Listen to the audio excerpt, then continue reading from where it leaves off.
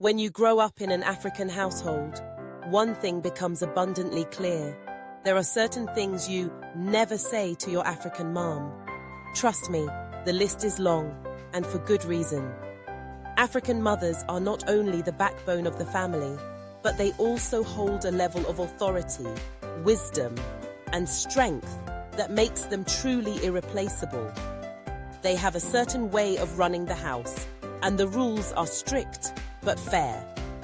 There are, however, a few things that should never, ever leave your lips if you value your peace and your well-being.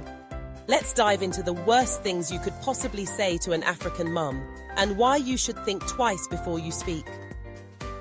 1. I'm not hungry. The classic mistake that has sent many a child straight into the line of fire. If you're African, you know how this one goes. You walk into the house after school or a long day, and your mother has just finished cooking a feast that could feed a small army. You're not really hungry, or maybe you've had a snack. But never say, I'm not hungry, when your African mum asks if you want to eat. That simple phrase could lead to the following: a disapproving look, a series of increasingly dramatic questions like, what do you mean you're not hungry? Have you eaten anywhere else? Are you sure?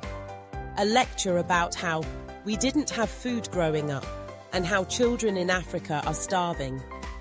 And here's the worst part.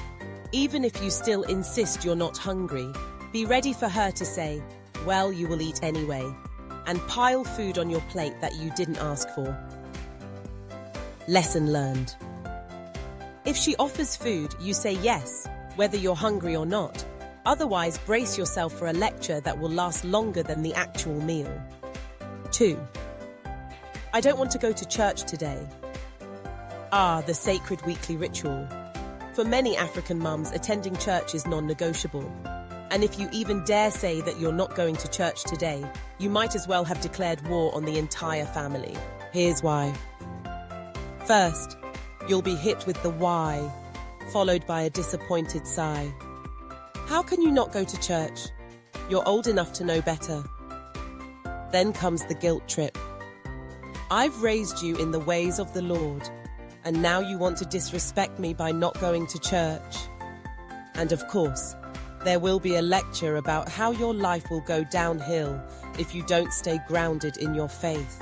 Even though it's perfectly normal to want a Sunday to relax or catch up on sleep in an African home, skipping church is nothing short of sacrilege.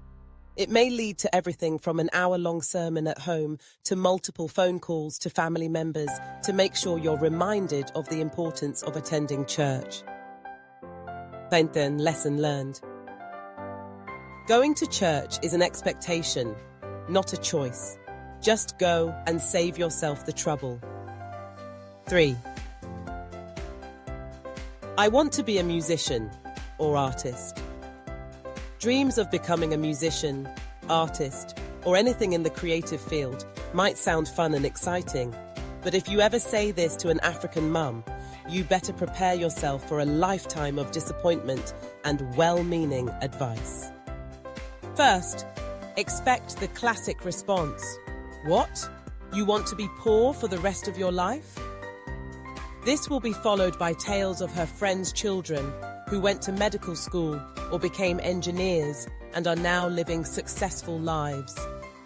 A career in the arts will always be dismissed as impractical, unstable, and a potential path to poverty. Now, don't get me wrong, African mums want the best for their kids. They want you to have a secure future, and for them, a career in law, medicine, or engineering guarantees that future. The creative fields? Not so much. The idea of being an artist or musician often doesn't align with the cultural emphasis on stability and success. Lesson learned.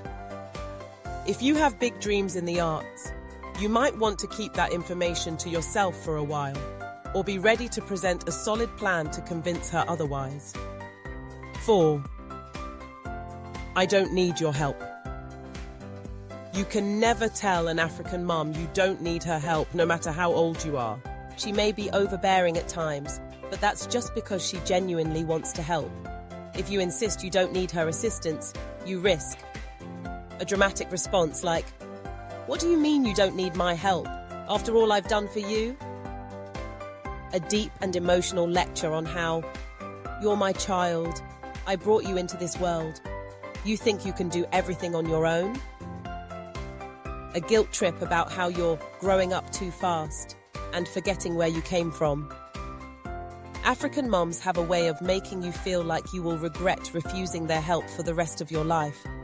And trust me, don't test them on this. Whether you need help with school, your career, or even personal matters, your mom will always believe she knows what's best for you.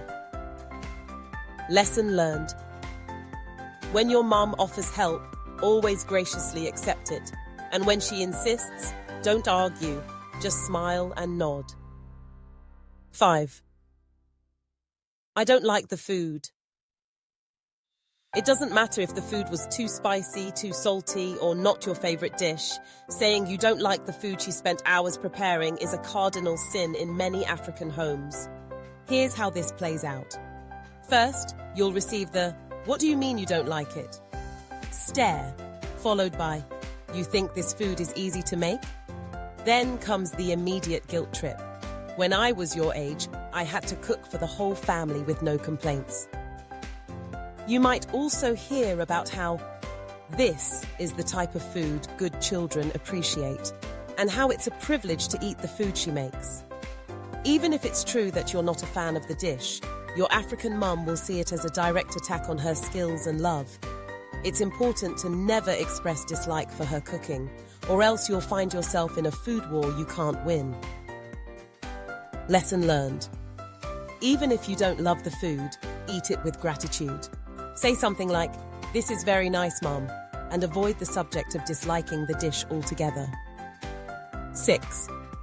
I'm not going to marry who you want me to. This one is dangerous, especially in many African families where parents, particularly mothers, feel a sense of responsibility in choosing the right spouse for their children.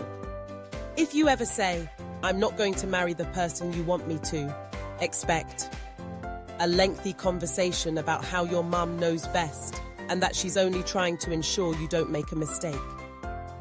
A lecture on family values, tradition, and what's best for the family. Guilt-inducing words like, "You think you know more than me? I've lived a full life, and I know what's good for you." While it's important to follow your heart when it comes to love, in some African cultures, marriage is often seen as a collective decision rather than an individual one. Your mum will likely want to have a say in who you end up with, and rejecting her preferences can lead to a serious family confrontation. Lesson learned. Be prepared to have a diplomatic conversation if your choice of a partner doesn't align with family expectations. 7. I'm leaving home for good. Finally, if you ever utter the words, "I'm leaving home for good," an African mum might not take it too well. While it's natural to want to establish independence as you grow older, this statement can be deeply emotional for an African mother. You might face a long, heartfelt monologue on how much you've meant to her and how she's sacrificed for you. A complete meltdown, with tears, pleas for you to stay, and promises to be more accommodating in the future. The silent treatment, or an ongoing guilt trip about how you'll regret it one day. The thought of a child leaving home can trigger all kinds of feelings of loss and nostalgia. African mothers often see their children's independence as both a sign of success and a painful reminder of how quickly time passes. Lesson learned. Be respectful when discussing leaving home. It's a sensitive subject, and approaching it with love and understanding will make the transition easier.